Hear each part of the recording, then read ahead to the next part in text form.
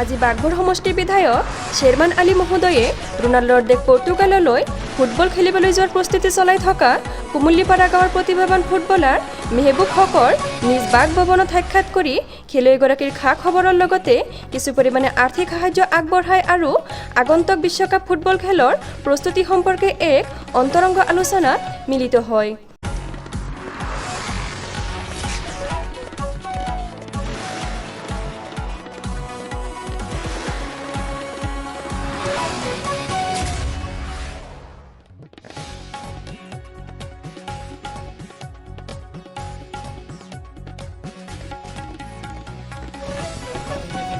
In this world, you can become play, you can become Maradona, you can become Ronaldo.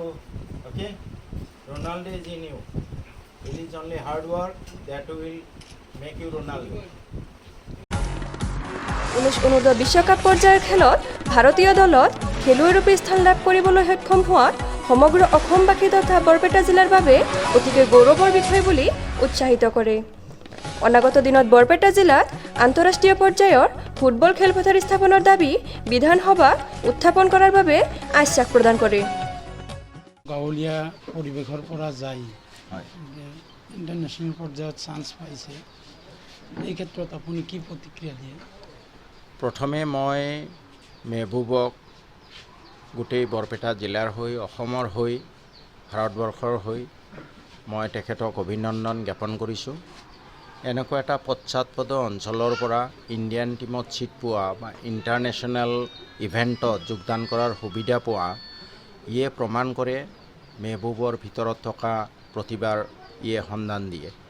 আশা কৰোঁ মেহবুব ভৱিষ্যতে Indian যিটো major team তাৰ পৰা খেলি গোটেই বিশ্বত তেওঁ উজ্বলিব। ৰোনাল্ডো বা মাৰাডোনা আদি প্ৰখ্যাত ফুটবল প্লেয়াৰৰ দৰেই মই ভাবোঁ Mehboob is also in the making of another Maradona or another Ronaldo.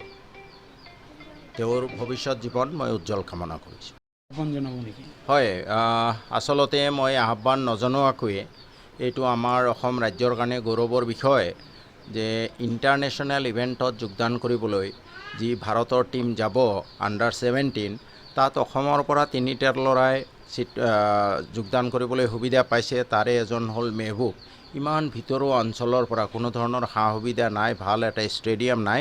চৰকাৰক মই আহ্বান জনাইছোঁ যে এই ঢাকালীয়াপাৰা গাঁৱত মেহবুবৰ এই কৃতিত্বৰ চিনস্বৰূপে এটা উন্নত মানৰ ষ্টেডিয়াম স্থাপন কৰা হওক আৰু ভৱিষ্যতে যাতে মেহবুব বিশ্বৰ দৰবাৰত উজ্বলি উঠিব পাৰে তাৰ কাৰণে যিখিনি সহায় সমৰ্থন কৰিব লাগে সেইখিনি কৰক। Thank U.